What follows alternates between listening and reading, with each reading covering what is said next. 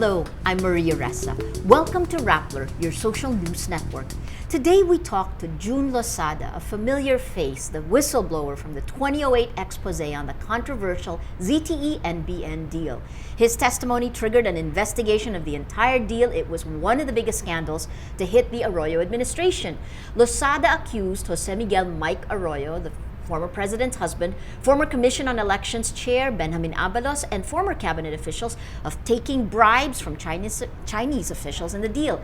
Lozada is now barred from leaving the country because of two graft cases filed against him just this week. June, thank you for coming to Rappler to talk to us. Sorry if it's such bad news.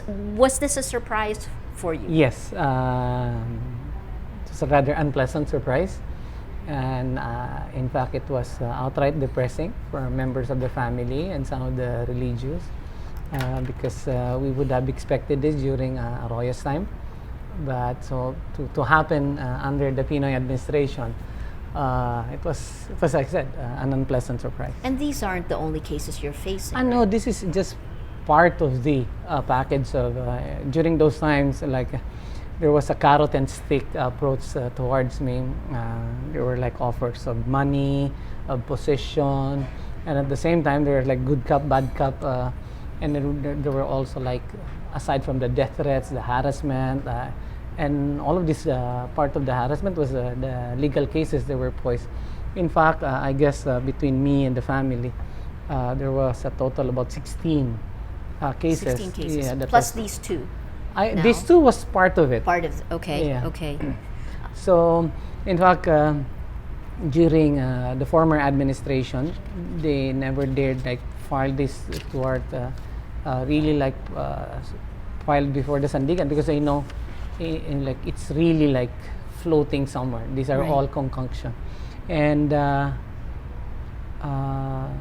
I've been very open with them. Like all the information needed to dismiss this case is in that company, the Forest Corporation company. Yes. So why has it not been done? Because and they said they have overlooked the fact that the fellow that the Arroyo administration used to file these charges against me is lo and behold still the president of the Philippine Forest Corporation. So it is but natural that that fellow will not release any of these documents. I don't even know if some of those documents still exist, but... is this the man behind the new charges against you? Yeah, you? his name is Erwin Santos. Okay. He used to be like one of my project managers in that corporation, and then I guess he did well for the former administration. But... why is he still there if... that's that's a $64 question. Why is he still there? That's also the question we've been raising with friends, both in and outside of government, especially those inside government. These are the fellow that they were all talking about, na hindi matuwid ang daan and everything, and yet they're still there. So politics is really strange in this country. So looks like this fellow has found a new political sponsor. We'll have to get his side on the story, but you obviously have worked with him. I mean, from what you've seen now, a few years, 2 years down, a few years, it's four years down the road. Was it worth it being a whistleblower? Okay. There are ups and downs. Like right now, when you ask me that question, the tendency to say, "Oh hell no," is just too much. But at the end, upon a lot of introspection, upon a lot of discernment, there's no question that it's always that question cannot be answered yet. But I guess the proper question to be answered is, do I ever regret doing it? There's no regret. Okay, I guess regret and being worth it are actually two different matters. Will it be worth it? I really don't know yet. I cannot answer it yet. But do I regret it? No, I don't regret it. Has the system changed since Not much. Describe the system when you were part of it. Okay, because here in this country, we are, meaning our democracy is actually just informed. But in substance, it's still very much. We are in between an autocracy and democracy. I know there's a proper term that I have gone across it. I just miss it now. But it's basically very much like the ancient regime of France, wherein government positions are treated like family franchises. Government positions are basically for sale to the highest bidder. Feudalism. Yeah. Beyond. That's more. And leftist. what the current administration is doing by bringing in professionals and meritocracy into it, and but for it to cascade down through the entire bureaucracy, is still taking quite a bit of time. The apologists will say, "Oh, give us more time." Yes. But to those who are being affected by it, they said, "Heck, you're too slow." Yes. So it all differs from where you are seeing this. Yes. You're basically describing a patronage system. It is very much a patronage system. And yes, the likes of Jesse was trying to reform change it. Yeah, change it. But as I said, all of this structural change will have to be really driven by a very strong, center. All of this, all the fiscal policies for good governance are all there.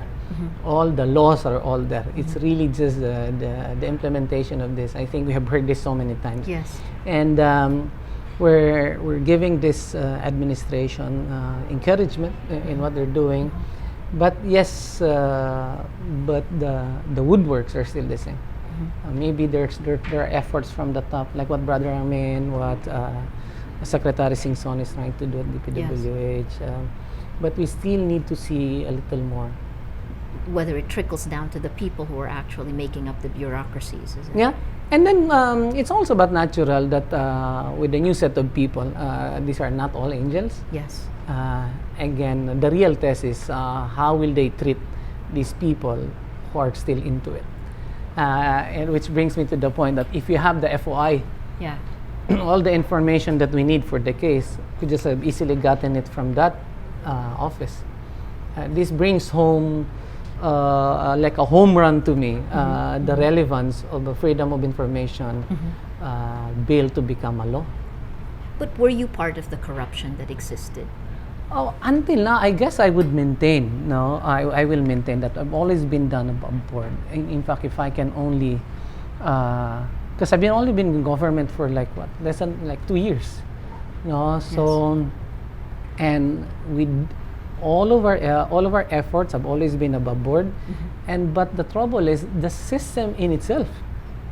No, when you tell them, okay, so we need the opinion, the legal opinion of this office, who's supposed to give us legal guidance, and then when they say yes, it's legal, so you say, oh, we need guidance from this office to make sure that all of these policies that you're approving in the board are all okay. Yes. And then they say, yeah, it's okay. Even if it's not, I or don't they. know. When you say when you get those approvals, these are paid approvals along the way. Is that what you're saying? I'm No, just going to. these are in fact board policies. They're board. Okay. These are board actions. Okay. That as a member of the board, Yes. and then you would like to ask question. Hey, Okay. can we? So you're saying that the actions you took All went through above due board. process, Oh, yeah. and then Everything, yeah. Okay. So, and so you have your own doubts. Yes. I said, hey, can we get this body who's supposed to oversee this kind of, meaning who has to say on this matter? Yes. Can we ask their opinion on this? And they say, these guys have a way of making sure that the opinion they will get are favorable to the motion or to that they're proposing. To their interests. Yeah. So, in fact, I said we can say that the whole process is geared towards self-interest. How do you fix that? Oh man, that's a very loaded question. I know Yeah. you call it like it is. I mean, Yeah. if you could have done anything, Heck, taken any action, how could you fix something like that? a very strong civil service. Okay. We won't happen overnight. Okay. A strong civil service. That's one. But- Meaning in governance. Yes.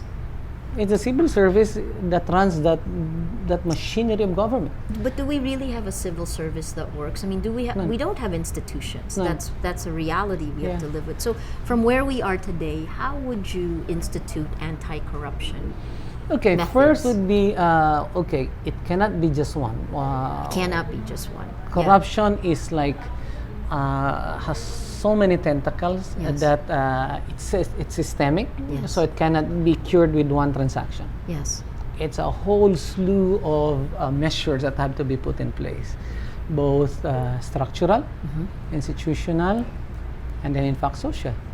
No, so we see this socio-economic political pillar still having to be addressed. That, like the social intervention has to happen. Yes. The economic intervention has to happen. We have to really seriously look into how we're compensating people in government, and then the political intervention has to happen. We must insulate all of these bureaucrats from turning into what we call political mendicants. Right. Because as I've said before, can you imagine a situation wherein an individual, let's say a well-meaning individual, Right. scholar ng bayan, whatever, Yes. who dedicate or invest their entire adult lives, professional lives in towards service Yes. to country. And then here's a fellow who would become their boss, who has not invested a single second of their lives Yes. to these institutions. They're only there because of some political payback, and their only goal is to, as I said, realize Instant gain. payback from whatever political contributions they've made. So in this constant refrain Yes. of every government putting in somebody who has not put in it. So as I've seen it, as you said, I've Yeah. personally seen this. We turn good bureaucrats into political mendicants. And And when you say political mendicants, I'm going to be more blunt. I mean, good people become corrupt. Yeah. Good people become evil. yeah, because in order to move up, Yes. or to even not move up, to keep your job, you have to do the biddings. So the system is so strong that yeah. it changes you rather than you changing the system. That's why to walk away from it, Yes. meaning to go, the typical response of many well-meaning people, I can't take it, I'll just leave. Yes. Without trying to reform, no more. They're completely awed by the system already and said, huwag mo nang gawin yan para ka lang kumuha ng batong pupukpuk mo sa ulo. Hayaan mo na sila dyan, iwan mo na sila. So, yeah, there's fear. But do you think that this administration went through a process of impeaching and convicting the Chief Justice, the former Chief Justice of the Supreme Court? It set a new bar with that. Do you think that makes a difference? Does it change anything? Yeah, little things like this, because if you cannot create a crisis down to the level of the individual who are making this happen, and then forget about it. No, so in the case of the Chief Justice, he was one big fish, and Yes. then he was made to undergo through that crisis until Yes. he was kicked out. But there are tens of thousands of transactions that happens every day. I was going to say, so how do you institutionalize one gesture, one grand effort? How do you institutionalize that? How do you make it? By walking your talk. By when the new administration was just coming in, some friends were saying, "Can you give us your policy recommendation on anti-corruption?" Yes. I said, "There's only two things I will recommend. Number one was the zero tolerance against corruption. Yeah. There's, as I said, one of the most painful lessons I've learned. There's no moderating greed. Very famous. Once you let go of, once you turn a blind eye to one, Yes. that's it. There's no more moral ascendancy. There's no more authority to say no to others." Yes. So said, and zero from the chief executive himself, the first biological family, Yes. the official cabinet family. There should be none. Yes. I said it's really like to psychologically prepare yourself for it. That yes, you're going to make many people rich, billionaires, multi-millionaires, but you have to psychologically prepare yourself that you're not going to be part of it. What's the second one? You said you would make The two. second one is the FOI. The freedom. I said the FOI. Freedom of if you still feel that many of the lawmakers will not approve it because of their own protecting their own interests, you can turn it into your first executive order, and that sends a very strong symbolic signal, because you must remember the president won by what, half of the vote. Yeah. I said, if He you had do a this, strong majority. Yeah. if you do this, even those who did not vote, we will like win them over. Yeah. To say like wala tayong tatago dyan. Yeah. No, but I think those were, they call it, they felt these are very radical recommendations. And if you were to do something like that, I mean, it's a top down, but it would make a lot of enemies. Everyone who benefited from this type it of is system. one of the things I've learned is just like in physics, for every action there's always a reaction. An equal and opposite reaction. Yeah, Yes. and then the bigger the opposition is to you, and then it means the bigger impact that you're making. So you have to prepare yourself for it. To be an effective leader in a country like ours, to be popular, or if don't seek to be loved anymore. You have to prepare. There's a lot of psychological preparation that you have for a leader in this country to sort of prepare themselves for. Because if there's one thing I have observed, one of the biggest, in fact, stumbling block to reform in this country is this social ailment called amoral familism, no? Amoral familism. Explain.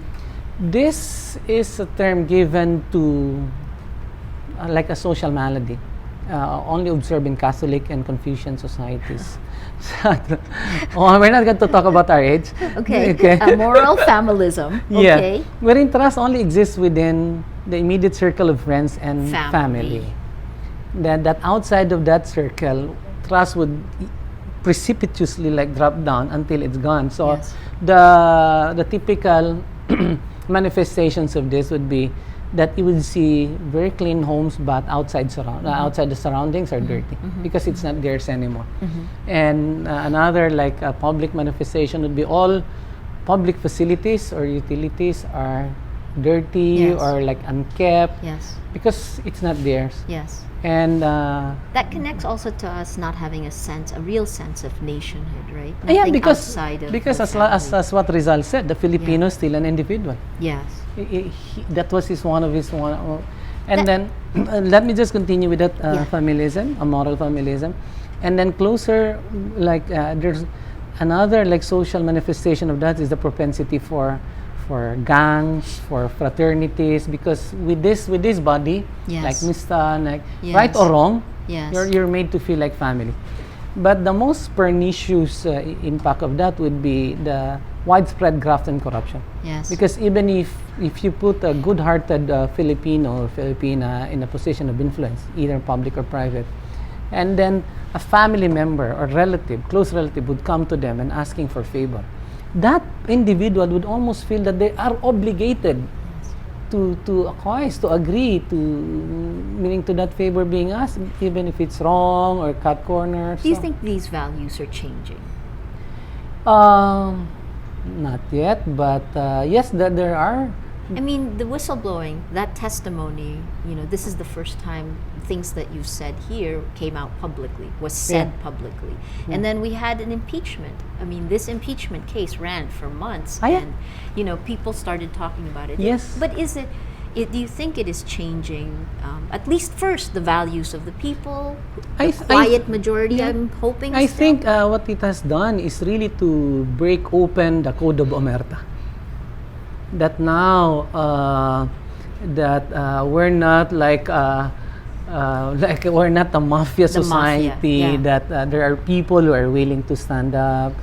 What were the repercussions for you when you broke the code of omerta? Bad. If we were not taken under the wings of the religious, the family could have broken up. The most painful crisis was the one that hits the family the most. We had a very deep, some of the boys had a very deep crisis in their faith. I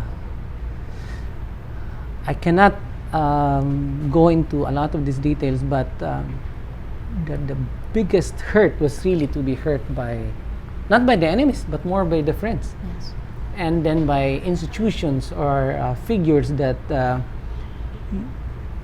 figures of moral rectitude, institutions of moral rectitude, and then you see them being in fact tools and lackeys. Hypocrisy. Yeah, when the crisis in faith was too much.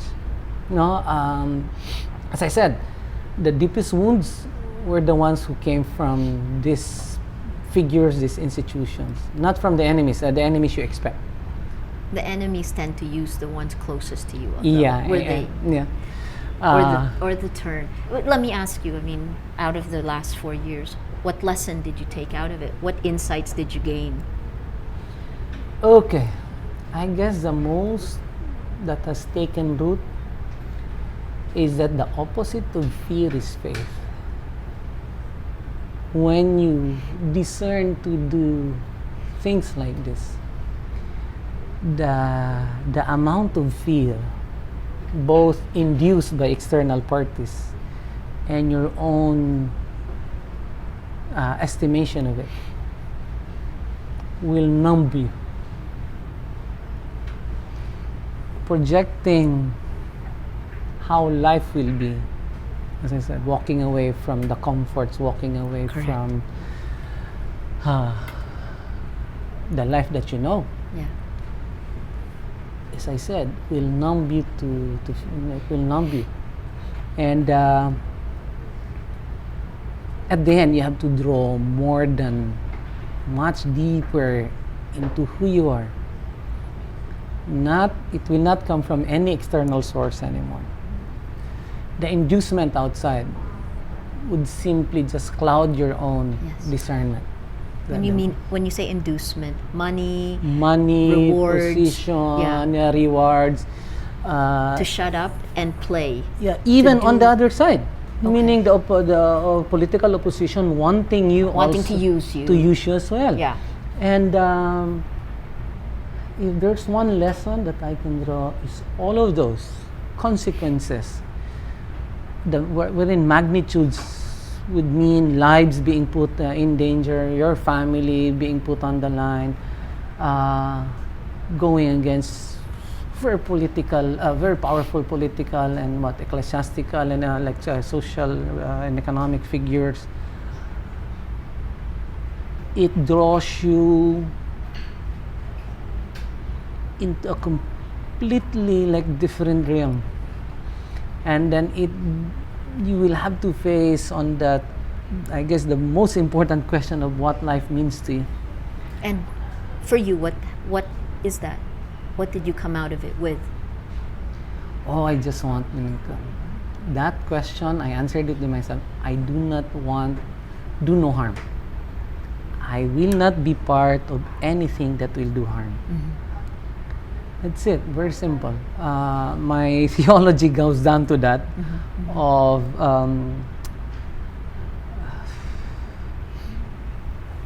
that the whole life meaning to me is that love others as you love yourself. And for this country at this stage of development, at the level of reforms where it is, the fact that after you did this, you've got 16 cases against you, the level of reforms. Yeah. Fearless prediction moving forward. How far can this country go in an anti-corruption campaign? Oh, the nice thing about anti-corruption, it only works when it's driven from the top. And 10 years or even 6 years of real serious effort, a conscious effort from the top. I'll answer this both in philosophical and practical. Please, Okay. yes. Philosophically, corruption or evil is like a shadow. No matter how you flail at it, no matter how you hit the shadow, it will not go away. No amount of effort. But the best way to remove a shadow with the least effort is to bring light in. Yes. All you have to do is to be that bearer of light in whatever you do. Wherever you go, it's a natural consequence that when you're there, shadow goes away. And that's why the FOI, literally a symbolic Yeah. light. And So that's that's- it. yeah. So, and because you do not have that much time and resources to flail at all the shadows. In fact, there's a danger of remaining there. Correct. When you go there, Death by 1,000 cuts. yeah, You fight the shadows. yeah. So I can translate that philosophy to a more practical guide. As I said, be the bearer of light. Do not engage through some. You can rationalize this through some political expediency. Yeah. Through some whatever like expediencies why you're doing it. If you really want to become the change leader, that catalyst that's going to like shift this country forward, be the light, be the bearer of light. Because one of the things, one of the discernment, there was a period in my life that I wasn't going out, very few people to talk to. One of the things that, one of the figures that caught my attention, well, why is it that truth is always represented with as a torch? Why not a dove? Why not a sun? Why not something else? Why is it like a torch? My own reflection on this is because it's like a torch when you hold it. The first thing that will be shown upon is you. And it's only humility that's going to lead you there. All those dirt in your face, all of those things you have to accept, that will be the first one to be shown upon. And that's how truth works. It's not like a flashlight that you point towards someone, hey, nasa liwanag ka, magpakatotoo ka. It doesn't work that way. So, and most of the like effective change leaders, if you like read through their life, these are not squeaky clean people. Even Gandhi is not. But there's a point of transition, like road to Damascus, when they said, okay, from now on, this is it. And I hope that our leaders would. I'm not hoping that they get hit by lightning or something, or they fell off their horses, but the best way to move forward is don't stop looking at all of these dark things. It's going to take forever. Start implementing this system of goodwill and make sure that we stick to that. It will not be an indictment of the past alone, but it's really like laying down the future ahead. Meaning right now, like, yeah, it's straight, but hopefully we can make it a less steeper. It's so steep now. There's still a lot to be done. Yeah, to walk this straight path, it's like really climbing a very slippery slope. It's a very slippery slope, and I guess the role of the leader is to bring that, to level down that path, so that many more people can walk. It's almost like a tipping point, though. The more people you get to go down the path, the easier it will be to level it down. Yeah, maybe. Right? So like you have to bring them more there, Yeah. and but like the plus and the minus of this is that, as you said, it's almost like a zero-sum game. Yeah. When you tip them over, and then the light wins. Yes. But if you don't tip it over, Yes. I always compare us to 1920s in the United States, Yeah. the time of the robber barons. But anyway, we are out of time. Thank you so much. Philosophical, tactical, real world, real life. June Lozada, the whistleblower from the NBN-ZTE deal. It has affected his life. It has affected his family. And he sits in front of you in a more philosophical way of looking at it. Change for the Philippines. I'm Maria Ressa. Thank you for joining us.